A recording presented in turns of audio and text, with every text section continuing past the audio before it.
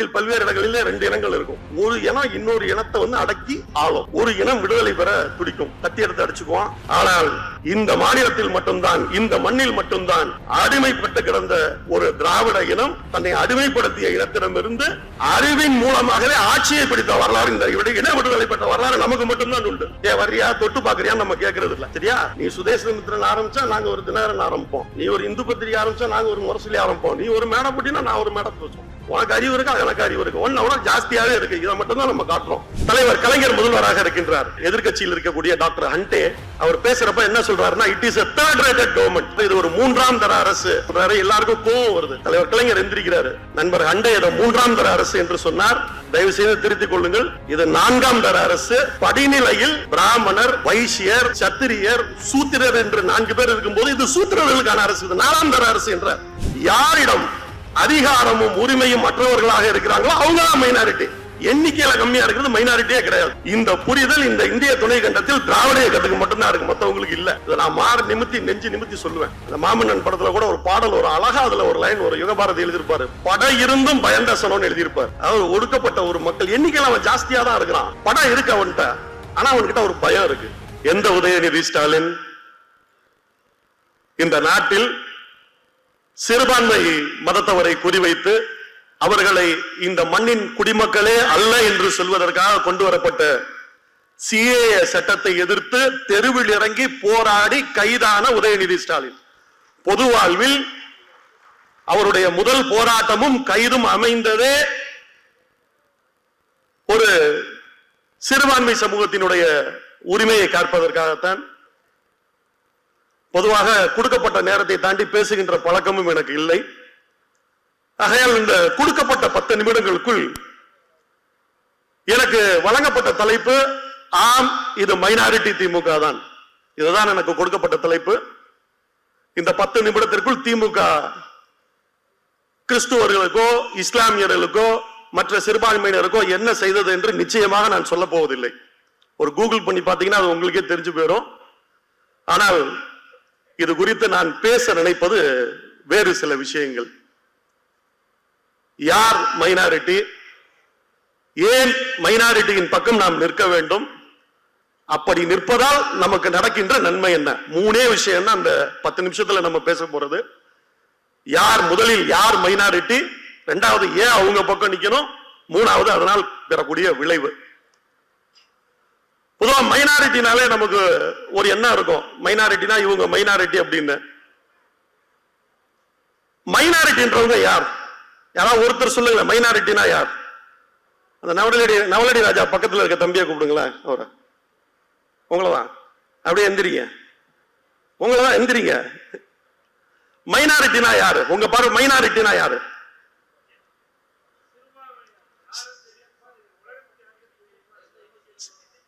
எண்ணிக்கையில் குறைந்தவர்கள் ஒரு பதில். இன்னொன்னு இஸ்லாமிய கிறிஸ்துவர்கள். உட்காரு நண்பர்களே, 2 விஷயம், 2 சம்பவம், 2 தலைவர் கலைஞர் சம்பந்தப்பட்ட விஷயம். முதல்ல இந்த 2 விஷயத்தை மனசுல வாங்கிட்டீங்கன்னா யார் சிறுபான்மையினர் இருக்கிற புரிதல் நமக்கு முதல்ல வந்துடும். தலைவர் கலைஞர் முதல்வராக இருக்கின்றார். அப்போது HV ஹண்டே, எதிர்க்கட்சியில் இருக்கக்கூடிய டாக்டர் ஹண்டே அவர் பேசுறப்ப என்ன சொல்றாருன்னா, it is a third rated government. திரும்ப தமிழ்ல மொழிபெயர்த்து சொல்றாரு, இது ஒரு 3ஆம் தர அரசு அப்படி ரொம்ப கேவலமா தலைவர் கலைஞரை பார்த்து சொல்றாரு. எல்லாருக்கும் கோவம் வருது. தலைவர் கலைஞர் எந்திரிக்கிறாரு, எந்திரிச்சு பொறுமையா பதில் சொல்றாரு. நண்பர் ஹண்டே இதை 3ஆம் தர அரசு என்று சொன்னார், தயவு செய்து திருத்திக் கொள்ளுங்கள், இது 4ஆம் தர அரசு. படிநிலையில் பிராமணர், வைசியர், சத்திரியர், சூத்திரர் என்று 4 பேர் இருக்கும்போது இது சூத்திரர்களுக்கான அரசு, இது 4ஆம் தர அரசு என்றார். அப்போ நாட்டில் 3% பேரு பார்ப்பனர்கள் எண்ணிக்கையில கம்மியா இருந்தா அவங்க தான் மைனாரிட்டியா இருக்கணும் இல்லையா? 97% நம்ம தான் இருக்கும், அப்ப எண்ணிக்கையில கூட இருக்கும். அப்ப தலைவர் கலைஞர் என்ன சொல்றாரு, இது யாருக்கான அரசுங்கிறாரு? சூத்திரர்களுக்கான அரசுங்கிறாரு. அப்போ எண்ணிக்கை தான் மைனாரிட்டி, ஆனா எண்ணிக்கை மைனாரிட்டி அல்ல. அதை முதல்ல மனசுல வச்சுக்கங்க. 2வதா 2006 நம்ம ஆட்சி பொறுப்புக்கு வருகிறோம். 118 அந்த நம்பர் நம்ம கிட்ட வேணும். இன்னைக்கு நம்ம இல்ல, நம்ம 95-96 சீட்டு தான் நம்ம ஜெயிக்கிறோம். தோழமை கட்சிகளின் ஆதரவோட நம்ம ஆட்சிக்கு வந்துடுறோம். என்னைக்குமே ஒரு மைனாரிட்டி அரசாங்கங்கிறது வார்த்தையே கிடையாது. ஒரு அரசாங்கம் மைனாரிட்டி அரசாங்கமா இருந்தா அந்த நிமிஷமே கலைஞ்சு போயிடும். ஒரு அரசாங்கம் ஆட்சியில இருந்தா அது கூட்டணி அரசா இருக்கும், இல்ல கூட்டணி இல்லாத அரசா தான் இருக்குமே ஒழிய மைனாரிட்டி அரசுங்கிற ஒரு வார்த்தை கான்ஸ்டிடியூஷன்ல கிடையாது. ஆனா வெறுப்பேற்றுறதுக்காக நம்ம ஜெயலலிதா என்ன பண்ணிட்டு இருப்பாங்க, இது ஒரு மைனாரிட்டி அரசுன்னு சொல்லிட்டே இருப்பாங்க. அப்ப தலைவர் கலைஞர் சொன்னாரு, ஆமா இது மைனாரிட்டி அரசு தான், உரிமை இல்லாமல் இருக்கின்ற கிறிஸ்துவர்களுக்காக, இஸ்லாமியர்களுக்காக, ஜெயினவர்களுக்காக, இல்ல இந்த மாநிலத்தில் இருக்கக்கூடிய சிறுபான்மை மொழி சிறுபான்மையினருக்காக நடக்கின்ற அரசு, அதனால இது மைனாரிட்டி அரசுன்னாரு தலைவர். ஒரு இடத்துல எண்ணிக்கையில கம்மியா இருக்கவங்களுக்கு இது மைனாரிட்டிக்கான அரசு அப்படிங்கிறாரு, இன்னொரு பக்கம் எண்ணிக்கையில் மெஜாரிட்டியா இருக்கக்கூடிய சூத்திரர்களுக்கான நாலாந்தர அரசு அப்படின்னு சொல்லி சொல்றாரு. அப்ப மைனாரிட்டி அப்படிங்கறத எது தீர்மானிக்குது அப்படின்னு சொல்லி கேட்டீங்கன்னா, யாரிடம் அதிகாரமும் உரிமையும் மற்றவர்களாக இருக்கிறாங்களோ அவங்க தான் மைனாரிட்டி. எண்ணிக்கையில கம்மியா இருக்கிறது மைனாரிட்டியே கிடையாது. இந்த புரிதல் இந்த இந்திய துணை கண்டத்தில் திராவிட இயக்கத்துக்கு மட்டும்தான் இருக்கு, மற்றவங்களுக்கு இல்ல. இதை நான் நெஞ்சு நிமித்தி சொல்லுவேன். அந்த மாமன்னன் படத்துல கூட ஒரு பாடல், ஒரு அழகா அதுல ஒரு லைன், ஒரு யுகபாரதி எழுதியிருப்பாரு, படை இருந்தும் பயந்தசனம்னு எழுதியிருப்பாரு. அதாவது ஒடுக்கப்பட்ட ஒரு மக்கள் எண்ணிக்கையில அவன் ஜாஸ்தியா தான் இருக்கிறான், படம் இருக்கு அவன்கிட்ட, ஆனா அவன்கிட்ட ஒரு பயம் இருக்கு. அப்ப அந்த பயத்தை எது கொடுத்துச்சு அவனுக்கு? அவன் ஆள் எண்ணிக்கை இருக்கான்ல, அப்ப ஏன் மெஜாரிட்டின்னு சொல்லிக்க முடியல? அப்ப எது பயப்பட வச்சுச்சு? அவனிடம் இல்லாத அதிகாரம், அவனிடம் இல்லாத உரிமை, அவனுக்கு கிடைக்காத மற்ற விஷயங்கள், இதுதான் அவனை மைனாரிட்டியா உணர வைக்குது. அப்போ திராவிட இயக்கம் என்பது என்னன்னு சொல்லி கேட்டீங்கன்னா, பேச ஆரம்பிக்கும் போதே அழகா சொன்னாங்க அண்ணன் பன்னீர்செல்வம், சம தர்மமும் சம உரிமையும் தான் திராவிட இயக்கம். ரொம்ப சிம்பிள்.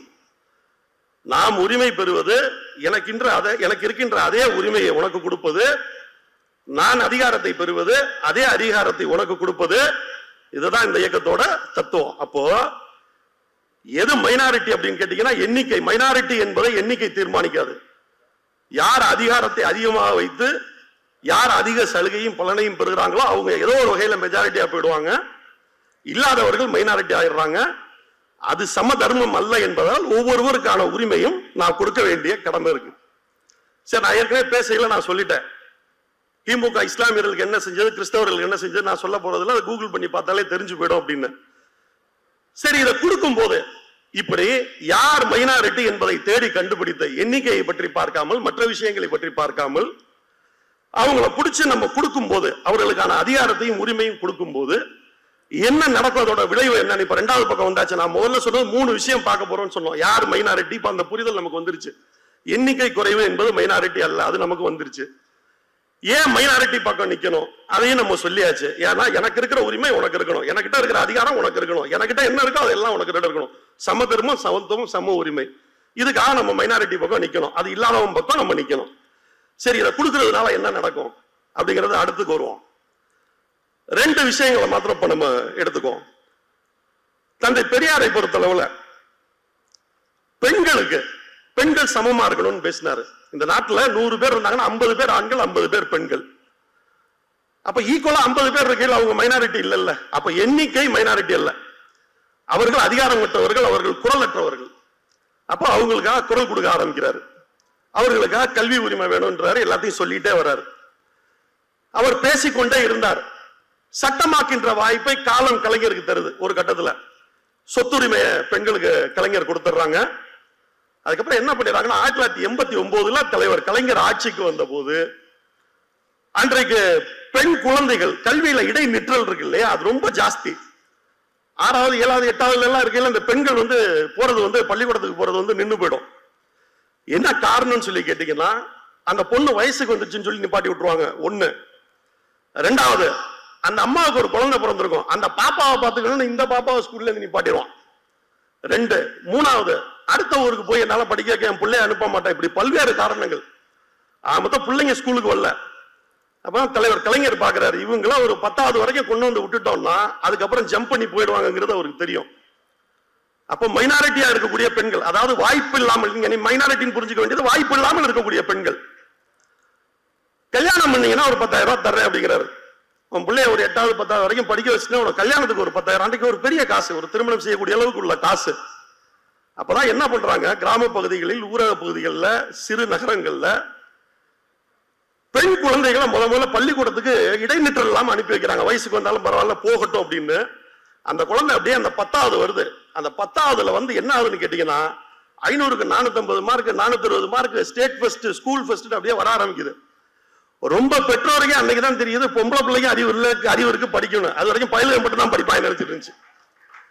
அப்ப 10ஆவது வருது, அந்த வருஷம் ரிசல்ட்டை பாத்தீங்கன்னா அதுக்கப்புறம் என்ன ஆகுதுன்னு கேட்டீங்கன்னா பொம்பளை பிள்ளைங்க தான் ஜாஸ்தி மார்க் வாங்குது, பொம்பளை பிள்ளைங்க தான் ஜாஸ்தி போயிட்டு இருக்கு. இப்ப அதுக்கப்புறம் 96ல தலைவர் வரையில என்ன பண்றாங்கன்னு கேட்டீங்கன்னா நீங்க வந்து காலேஜ் முடிச்சிருந்தீங்கன்னா உங்களுக்கு 25,000 ரூபாய் தர்றேன் அப்படிங்கிறாங்க. அப்படி வந்த பெண்கள் அடுத்து காலேஜ் முடிக்கிறாங்க. இப்ப காலேஜ் முடிச்சுட்டு என்ன பண்ணுவாங்க, வீட்டுல சும்மா இருக்க மாட்டாங்க இல்லையா, அப்ப வேலைக்கு போகணும். அப்போ இந்த நாட்டில் லேபர் போர்ஸ்ல 50% வீட்டுல இருந்து 50% லேபர் போர்ஸ் இப்ப வந்துருச்சு, மார்க்கெட்டுக்குள்ள வந்துருச்சு, இண்டஸ்ட்ரிக்குள்ள வந்துருச்சு, வந்து எல்லாம் வேலைக்கு போக ஆரம்பிக்கிறாங்க. அதுக்கு முன்னாடி இந்த பொண்ணு வேலைக்கு போகலன்னா என்ன இருந்திருக்கும் அப்படின்னு கேட்டீங்கன்னா தீபாவளிக்கோ பொங்கலுக்கோ அவங்க அப்பாவோ இல்ல கணவரோ இல்ல அண்ணன் தம்பியோ 2 சேலை எடுத்து கொடுத்துருப்பாங்க, பாவடதானி எடுத்து கொடுத்துருப்பாங்க, அதுதான் அவங்க ட்ரெஸ்ஸா இருந்திருக்கும். இப்ப வேலைக்கு போனதுனால புதுசா அந்த பொண்ணு ஒரு 10 ட்ரெஸ் வாங்குது. காரணம் எந்த இண்டஸ்ட்ரி வளருது, டெக்ஸ்டைல் இண்டஸ்ட்ரி. பெண்கள் எல்லாம் அதிகமா வேலைக்கு போறதுனால என்ன ஆகுது, டிரான்ஸ்போர்ட் இண்டஸ்ட்ரி ஜாஸ்தி ஆகுது. இப்ப அந்த இண்டஸ்ட்ரி வளருது, பூ வாங்குது, பொட்டு வாங்குது, மேக்கப் இண்டஸ்ட்ரி வளருது. இவ்வளவு இடத்துல வேலை வாய்ப்பு வளருது, இவ்வளவு வரி வருவாய் அரசாங்கத்துக்கு வருது. அப்போ தலைவர் கொடுத்தது என்னமோ 10,000 தான், ஆனா அந்த பெண்ணை வச்ச அரசாங்கத்துக்கு வரி வருவாய் எவ்வளவு வந்திருக்கு, பல லட்சம். அப்போ மைனாரிட்டியா இருக்கக்கூடிய ஒரு பெண்ணுக்கு அவ சமமா இருக்கணும்னு அவருக்கு அந்த உரிமையை கொடுத்ததால் இந்த நாடு வளர்ந்திருக்கு. இவ்வளவுதான் நம்ம புரிஞ்சுக்க வேண்டியது. அப்போ மைனாரிட்டி என்பது எண்ணிக்கை அல்ல, மைனாரிட்டிகளுக்கு சமமாக நடத்த வேண்டும். அவர்களை சமமாக நடத்தும் போது என்ன நடக்கும் என்றால் இந்த நாட்டினுடைய பொருளாதார வளரும், இந்த நாடு வளரும். இதைதான் சாதித்து காட்டியதால் தான் இன்றைக்கு தமிழ்நாடு இந்தியாவின் முதல் மாநிலமாக இன்றைக்கு இருக்கின்றது. ஆக இந்த புரிதலோடு நாம் வைத்துக் கொள்வோம். கிட்டத்தட்ட 10 நிமிடத்தை நான் நெருங்குகின்றேன். நண்பர்களே, இந்த நேரத்தில் இன்னும் ஒரு விஷயத்தை நாம் சிந்திக்க வேண்டியிருக்கின்றது. இந்த நாட்டிலுடைய 97% மக்கள் அடிமைப்பட்டு கிடந்த போது அதில் இருந்து வெளியே வந்து தத்துவார்த்த ரீதியாக யோசித்தது திராவிட இயக்கம். இந்த மாநிலம் கிட்டத்தட்ட 2000 ஆண்டுகள் நாம் அடிமைப்பட்டு கிடந்தது. ஒரு சிறு கூட்டத்திடம் உரிமையின்றி, கல்வியின்றி, வேலை வாய்ப்பின்றி நம்மை அவர்கள் மைனாரிட்டி ஆக்கி இதையெல்லாம் இழக்க செய்து நாம் அடிமைப்பட்டு இருந்தோம்.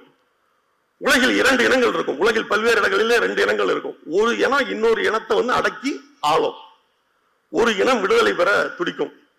அப்ப என்ன நடக்கும்னு கேட்டீங்கன்னா 2 பேருக்கும் சண்டை நடக்கும், கத்தி எடுத்து அடிச்சுக்குவான், சண்டை போடுவான். பக்கத்துல இலங்கையில பார்த்தோம், சிங்கள பேரினவாதத்துக்கும் தமிழர்களுக்குமான சண்டை. காசால பாக்குறோம், அரபுகளுக்கும் யூதர்களுக்குமான சண்டை. அப்படி உலகின் பல்வேறு இடங்கள்ல இருக்கு. ஆனால் இந்த மாநிலத்தில் மட்டும்தான், இந்த மண்ணில் மட்டும்தான் அடிமைப்பட்டு கிடந்த ஒரு திராவிட இனம் தன்னை அடிமைப்படுத்திய இடத்திடமிருந்து அறிவின் மூலமாகவே ஆட்சியை பிடித்த வரலாறு, இந்த இன விடுதலை பெற்ற வரலாறு நமக்கு மட்டும்தான் உண்டு. 1967 திமுக வெற்றி என்பது ஒரு இனத்தினுடைய விடுதலை வெற்றி. கத்தி இல்லாம, ரத்தம் இல்லாம, அடிச்சுக்காம மேடை போட்டு, அதனாலதான் இன்றைக்கு இந்த அறிவு மாநாடு என்று நாம் நடத்துகின்றோம். அடிக்கிற மாநாட்டுக்கு நம்ம போறது இல்ல, வர்றியா தொட்டு பாக்குறியான்னு நம்ம கேட்கறது இல்ல. சரியா? நீ சுதேசமித்திரன் ஆரம்பிச்சா நாங்க ஒரு தினகரன் ஆரம்பிப்போம், நீ ஒரு இந்து பத்திரிகை ஆரம்பிச்சா நாங்க ஒரு முரசொலி ஆரம்பிப்போம், நீ ஒரு மேடை போட்டினா நான் ஒரு மேடை பேசுவோம். உனக்கு அறிவு இருக்கா, எனக்கு அறிவு இருக்கு, ஒன்னோட ஜாஸ்தியாவே இருக்கு. இதை மட்டும் தான் நம்ம காட்டுறோம். இதன் மூலமாகவே ஒரு விடுதலையும் பெற்றதோடு இந்த மாநிலத்தையும் வளர்த்து இன்றைக்கு இந்தியாவிற்கே சோறு போடுகின்ற ஒரு மாநிலமாக இந்த மாநிலத்தை வைத்திருக்கின்றோம். நான் சொன்னேன் இல்லையா, நமக்கு கிடைச்சது எல்லாருக்கும் போய் சேரணும், நம்மளோட வச்சுக்க கூடாது. சமதர்மம், சமத்துவம், சம உரிமை, இதை இழந்தவர்கள் மைனாரிட்டி, அவங்களுக்கு நம்ம கொடுக்க வேண்டிய கட்டாயம் நமக்கு இருக்கு. அப்போ இந்த மாநிலத்தினுடைய தத்துவங்கள் இந்தியாவின் எல்லா பகுதிக்கும் போக வேண்டியிருக்கு. பீகாரில் இருக்கக்கூடிய என் தோழனுக்கு தேவைப்படுது, ஒடிசாவில் இருக்கக்கூடிய என் தோழனுக்கு தேவைப்படுது, மகாராஷ்டிராவில் இருக்கக்கூடிய ஒரு தோழனுக்கு இது தேவைப்படுது. தந்தை பெரியார் இந்த தத்துவங்களை உருவாக்கினார். பேரறிஞர் அண்ணா அவர் கரடு முரடாக சொன்னதை எளிமையாக்கி மக்களிடம் கொண்டு போய் சேர்த்தார். தலைவர் கலைஞர் அதை எல்லாம் சட்டமாக்கினார். நம்முடைய மாண்புமிகு முதலமைச்சர் அவர்கள் அதை காத்து வளர்க்கின்றார். இந்தியாவின் முதல் மாநிலமாக தமிழ்நாட்டை உருவாக்கின்றார். நான் என்னுடைய கனவாக சொல்வேன், என்னுடைய கனவாக மட்டுமல்ல உங்கள் அனைவருடைய கனவாகவும் நான் சொல்வேன். நாளைக்கு இந்த இயக்கத்தினுடைய இளைஞரணி செயலாளர் இந்தியாவில் இருக்கின்ற அத்தனை மாநிலங்களுக்கும் இந்த தத்துவத்தை எடுத்து சொல்வார். இந்த தத்துவம் தேசமெங்கும் எதிரொலிக்கும். அது இளைஞரணி செயலாளராக நடந்தே தீரும் என்று கூறி வாய்ப்புக்கு நன்றி கூறி விடைபெறுகிறேன். நன்றி, வணக்கம்.